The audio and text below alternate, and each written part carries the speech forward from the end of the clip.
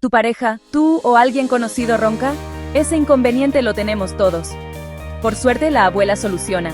Este truco es natural y milagroso.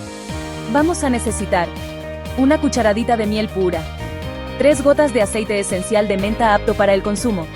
Mézclalos bien y tómalo 30 minutos antes de dormir.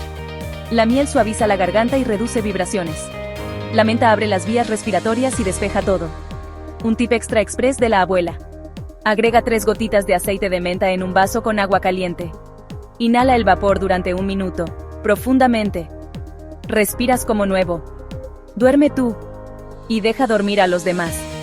Truco casero, barato y sin medicamentos. La abuela sabe lo que hace.